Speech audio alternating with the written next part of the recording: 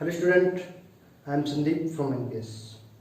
आपका स्वागत करता हूं मेरे यूट्यूब चैनल दीप अकाउंट में।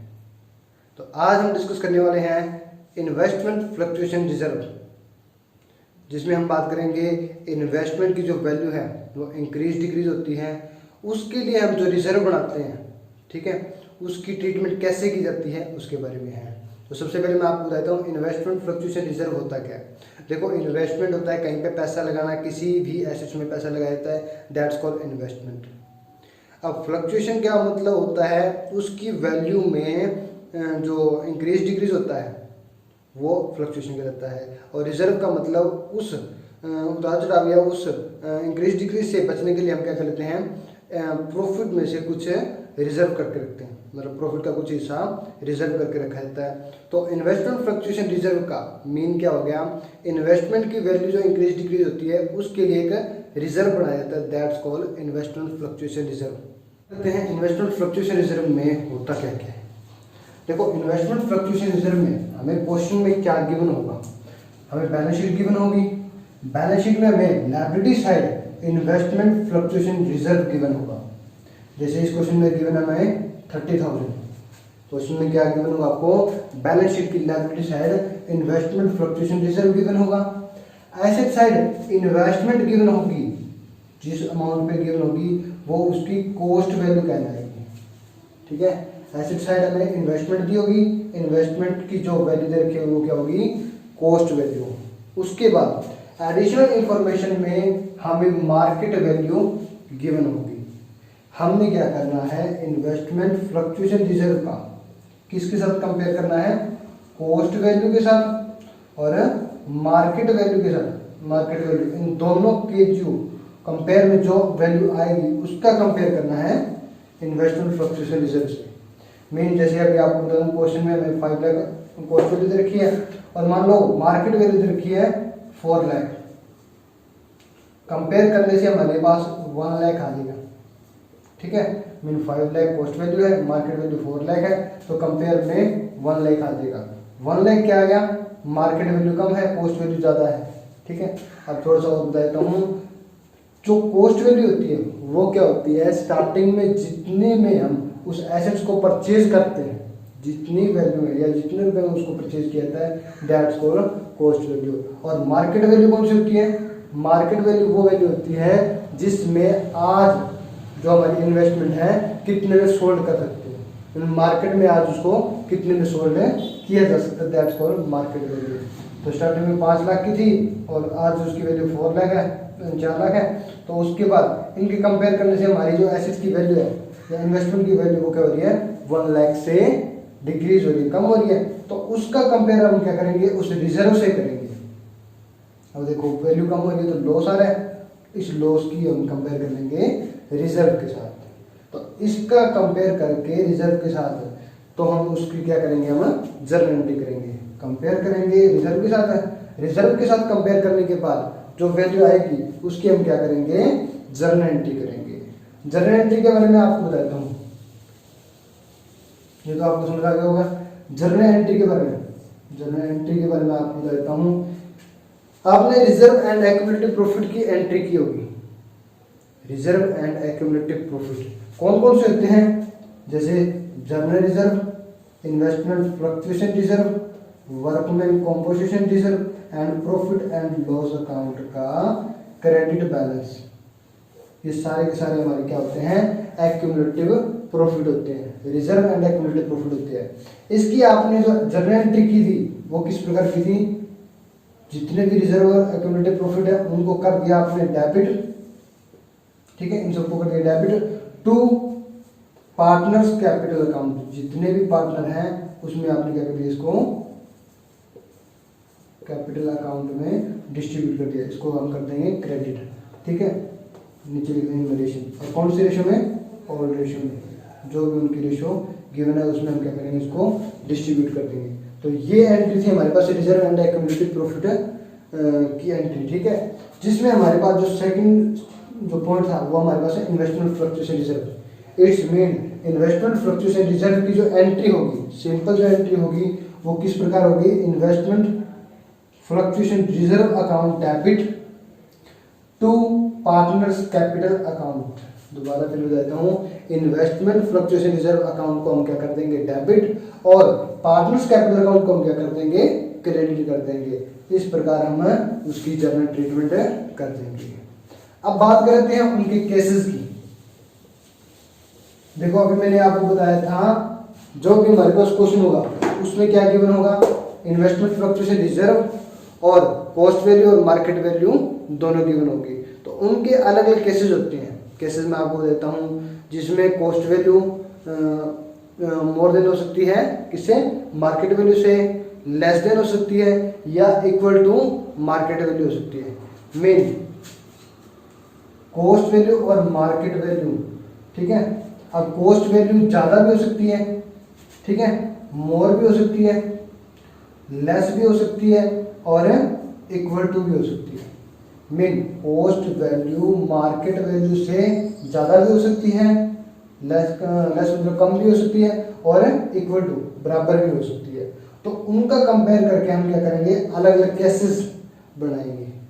अब किसी में अब उनकी जो केसेस होंगे वो किस प्रकार होंगे उनके बारे में हम पढ़ लेते हैं, और उनके केसेस के बेस पे हम क्या करेंगे, उनकी जर्नल ट्रीटमेंट करेंगे, मतलब जर्नल एंट्री करेंगे, ठीक है।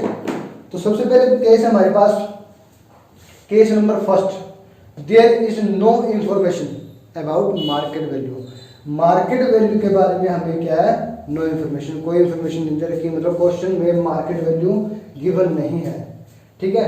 तो उस केस में, केस नंबर फर्स्ट है, उस केस में हम क्या करेंगे, जर्नल एंट्री कैसे करेंगे। अभी मैंने आपको बताया था रिजर्व एंड एक्यूमुलेटेड प्रॉफिट की जो एंट्री होती है वो किस प्रकार होती है मेरे पास, investment fluctuation reserve account debit. Reserve को हम क्या कर देंगे, डेबिट कर देंगे, टू पार्टनर्स कैपिटल अकाउंट। अब इस क्वेश्चन में हमारे पास पार्टनर ए और बी दो दे रखे हैं और उनकी रेशियो दे रखी है इक्वल।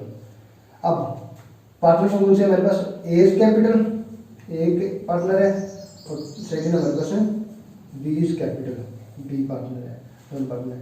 अब क्या करेंगे, रिजर्व का जितना पैसा है उसको क्या करेंगे, पार्टनर्स में डिस्ट्रीब्यूट कर देंगे।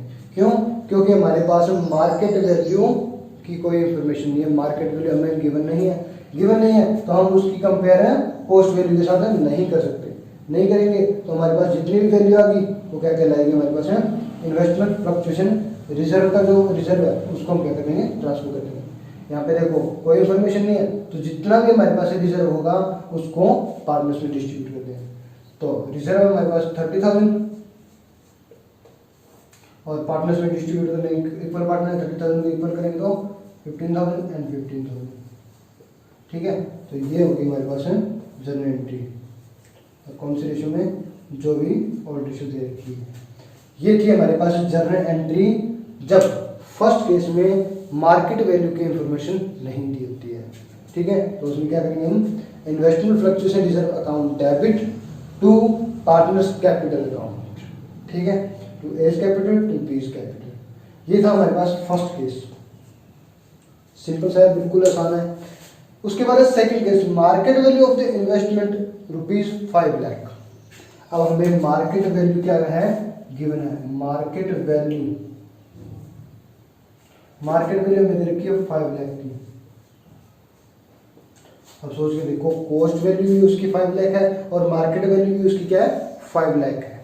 इट्स मीन न तो उसकी वैल्यू इंक्रीज हुई है ना ही उसकी डिक्रीज हुई है, ना ही तो फर्म को प्रॉफिट हुआ है ना ही लॉस हुआ है। तो उस केस में हम क्या करेंगे, ना प्रॉफिट हुआ ना लॉस हुआ, तो हम क्या करेंगे, जितना भी रिजर्व का हमारे पास पैसा पड़ा है उसको हम क्या करेंगे, पार्टनर्स में डिस्ट्रीब्यूट कर देंगे। सेम एंट्री यही हो जाएगी जब मार्केट वैल्यू और कॉस्ट वैल्यू, याद रखना, कॉस्ट वैल्यू और मार्केट वैल्यू, इसको पूरे लिख देता हूँ, कॉस्ट वैल्यू और मार्केट वैल्यू दोनों इक्वल है तो हम क्या करेंगे, यही एंट्री सेम करेंगे। Investment fluctuation reserve account debit to A's capital to B's capital, main partners capital account, ठीक है। याद रखना, मार्केट वैल्यू और कॉस्ट वैल्यू इक्वल है या नो इंफॉर्मेशन है तो हम सेम एंट्री करेंगे, ठीक है। तो ये था हमारे पास है सेकंड केस। फर्स्ट केस और सेकंड केस में सेम ट्रीटमेंट होगी। नो इन्फॉर्मेशन हो या फिर हमारे पास मार्केट वैल्यू कॉस्ट वैल्यू के इक्वल है तो हम सेम एंट्री करेंगे। ठीक है, उसके बाद इस थर्ड केस में हमारे पास क्या है, market value of the investment is 4,80,000। Market value हमें क्या गिवन है, 4,80,000। ठीक है, अब मार्केट वैल्यू और कॉस्ट वैल्यू का हम क्या करेंगे, कंपैरिजन करेंगे। कंपेयर करने के बाद हमारे पास क्या आता है, देखो कॉस्ट वैल्यू हमारे पास क्या 5 लाख है और मार्केट वैल्यू 4,80,000। इट्स मीन आज अगर एसेट्स को सोल्ड करते हैं तो 4,80,000 रिसीव होते हैं। तो 20,000 का वहां पे हमें क्या हो रहा है, लॉस हो रहा है। क्या हो रहा है, लॉस। अब इसकी जर्नल एंट्री कर देते हैं। जर्नल एंट्री हम क्या करेंगे, देखो अब जो लॉस है उसकी हम जो कंपेयर करेंगे इन्वेस्टमेंट फ्लक्चुएशन रिजर्व के साथ। इसका कंपेयर करने से हमारे पास क्या आता है, देखो इन्वेस्टमेंट फ्लक्चुएशन रिजर्व हमारे पास जो अकाउंट डेबिट करते हैं, ठीक है, उसकी वैल्यू दे रखी है हमें 30,000। मीन रिजर्व में हमारे पास पैसा पड़ा है 30,000, जबकि 20,000 का हमारे पास क्या हो गया, लॉस हो गया। लॉस हो गया तो उसको ट्रांसफर कर देंगे हम इन्वेस्टमेंट अकाउंट को क्रेडिट कर देंगे 20,000 का। ठीक है, अब देखो रिजर्व का पैसा 30,000 था, उसमें से इन्वेस्टमेंट का लॉस जो आ गया वो कितना आ गया हमारे पास है 20,000। बाकी जो अमाउंट रहेगी वो कितनी आ गई हमारे पास है 10,000। तो 10,000 को हम क्या करेंगे, पार्टनर्स में डिस्ट्रीब्यूट कर देंगे। तो 2 A's capital account, 2 B's capital account. ठीक है, तो देखो 10,000 अगर 10,000 को हम क्या करेंगे, दोनों में इक्वल डिवाइड कर देंगे तो कितना आ जाएगा 5,000 और 5,000। ठीक है, तो ये आ जाएगी हमारे पास थर्ड केस की एंट्री। ठीक है, उसके बाद दोबारा फिर बताया तो आपको मैं, जो थर्ड केस है उसमें हमारे पास मार्केट वैल्यू दे रखी है वो 4,80,000 दे रखी है। 4,80,000 जब कंपेयर करेंगे आप कॉस्ट वैल्यू के साथ, ठीक है, तो हमारे पास लॉस आ जाएगा 20,000 का। रिजर्व में हमारे पास पैसे हैं 30,000, लॉस आ गया हमारे पास 20,000। बाकी का जो पैसा है उसको क्या कर देंगे, पार्टनर्स में डिस्ट्रीब्यूट कर देंगे। ठीक है, तो ये था हमारे पास थर्ड केस। अब बात कर लेते हैं फोर्थ केस की। फोर्थ केस हमारे पास क्या है, फोर्थ केस में हमारे पास है जो इसकी मार्केट वैल्यू दे रखी है वो दे रखी है हमारे पास 4,40,000। हमारे पास मार्केट वैल्यू दे रखी है 4,40,000। अब कंपेयर करेंगे मार्केट वैल्यू की कॉस्ट वैल्यू के साथ, तो हमारे पास जो आता है 60,000 का लॉस आता है। 5 लाख की स्टार्टिंग में परचेज की थी और कितनी होगी 4,40,000 होगी, तो 60,000 का हमारे पास लॉस आ गया। अब बात कर लेते हैं जर्नल एंट्री की फोर्थ केस में। तो journal entry investment fluctuation reserve account debit, कितना है हमारे पास रिजर्व 30,000 का है, जबकि लॉस जो है हमारे पास जो कि इन्वेस्टमेंट में लिखा जाता है इन्वेस्टमेंट अकाउंट क्रेडिट। ठीक है, लॉस हमारे पास कितना आ गया 60,000 का। अब सोच के देखो रिजर्व में हमारे पास 30,000 रुपीज है, जबकि लॉस आ गया हमारे पास है 60,000 का रुपीज है। अब जो लॉस है 30,000 का उसको हम क्या करेंगे, रिवोल्यूशन में ट्रांसफर कर देंगे। देखो तो इसमें हम क्या करेंगे, रिवोल्यूशन अकाउंट को डेबिट कर देंगे। रिवोल्यूशन अकाउंट को हम क्या कर देंगे, डेबिट कर देंगे। देखो मार्केट में जो देखो इन्वेस्टमेंट का लॉस जो है हमारे पास वो आ गया 60,000 का। रिजर्व से 30,000 तो उठा लेंगे, बाकी का जो पैसा है फर्म को क्या हो रहा है, लॉस हो रहा है, मतलब इन्वेस्टमेंट की वैल्यू कम हो रही है। वैल्यू जब डिक्रीज होती है, जब भी एसेट्स की वैल्यू डिक्रीज होती है तो रिवोल्यूशन अकाउंट को डेबिट कर देते हैं टू इन्वेस्टमेंट, या जो भी एसेट है उसको क्रेडिट कर देंगे। तो रिवोल्यूशन अकाउंट में हमारे पास 30,000 लगेगा। ठीक है, ये होगी इसकी फर्स्ट एंट्री। उसके बाद हम क्या करेंगे, रिवोल्यूशन अकाउंट की जितनी भी अमाउंट है उसको क्या करेंगे, पार्टनर्स में डिस्ट्रीब्यूट कर देंगे। तो उसके लिए हमारे हम क्या करेंगे, पार्टनर्स कैपिटल अकाउंट डेबिट कर देंगे। सेकंड एंट्री क्या होगी हमारे पास में, पार्टनर्स कैपिटल अकाउंट डेबिट। दो पार्टनर हमारे पास as capital account, B's capital account, दोनों पार्टनर को हम क्या कर देंगे, डेबिट कर देंगे to revolution account. Revolution account को हम क्या कर देंगे, क्रेडिट कर देंगे। Account debit. अब बात करते हैं अमाउंट की, तो अमाउंट हमारे पास है 30,000, ठीक है। तो जो 30,000 हमारे पास है रिवोल्यूशन में आ गई। पार्टनर्स में डिस्ट्रीब्यूट करेंगे तो इक्वल पार्टनर है, कितने आ जाएगी हमारे पास है 15,000, ठीक है। तो ये हो जाएगी हमारे पास है सेकेंड एंट्री, ठीक है। दोबारा फिर बताता हूँ, investment fluctuation reserve account debit, revolution account debit to investment. अगर लॉस ज़्यादा है, किससे ज़्यादा है, रिजर्व से, तो हम ये एंट्री, ठीक है। लास्ट जो केस है हमारे पास, लास्ट केस है, उसमें हमारे पास जो मार्केट वैल्यू दे रखी है वो क्या दे रखी है, हमें मोर देन दे रखी है। मैंने आपको स्टार्टिंग में बताया था जो मार्केट वैल्यू और कॉस्ट वैल्यू है उसमें हमारे पास क्या होगा, तीन केसेस होंगे, या तो मार्केट वैल्यू और कॉस्ट वैल्यू इक्वल होंगे, या कॉस्ट वैल्यू मोर होगी, या कॉस्ट वैल्यू लेस होगी, ठीक है। तो अब जो आपको बताया था, जो सेकंड केस है उसमें हमारे पास है कॉस्ट वैल्यू और मार्केट वैल्यू इक्वल है। जो सेकंड और थर्ड केस है इसमें हमारे पास क्या है, कॉस्ट वैल्यू मोर है और मार्केट वैल्यू क्या है, लेस है। इसमें इक्वल है, इसमें लेस है। और जो फिफ्थ केस है उसमें हमारे पास क्या है, जो मार्केट वैल्यू है वो क्या है, मोर देन है, किससे, जो फिफ्थ केस है उसमें क्या है, मोर देन है कॉस्ट वैल्यू से।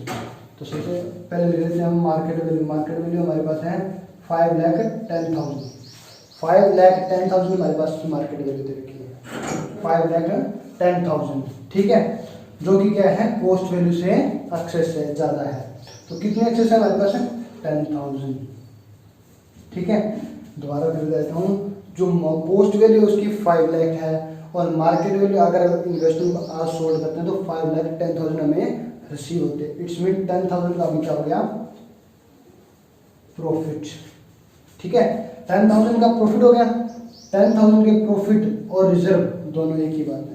मेन रिजर्व हमारे पास जितना पैसा पड़ा है वो भी हमारे लिए प्रॉफिट है, और जो ये प्रॉफिट है ये भी प्रॉफिट है। तो सबसे पहले हम क्या करेंगे, रिजर्व के पैसे को हम पार्टनर्स में डिस्ट्रीब्यूट कर देंगे, क्योंकि उनका प्रॉफिट है, तो उनमें हम क्या करेंगे, distribute account debit to A's capital to B's capital. दोनों पार्टनर में हम क्या करेंगे, जितना भी रिजर्व है, 30,000 का रिजर्व था उसको हम क्या करेंगे, डिस्ट्रीब्यूट कर देंगे 15,000 और 15,000, दोनों में हम क्या करेंगे, उसको डिस्ट्रीब्यूट कर देंगे। तो उसकी एंट्री होगी। उसके बाद जो प्रॉफिट आया है, अब रिव्यू जो देखो हमारे पास क्या है, मार्केट वैल्यू ज़्यादा है, कॉस्ट वैल्यू कम है। इन्वेस्टमेंट से हमें क्या हो रहा है, प्रॉफिट हो रहा है 10,000 का।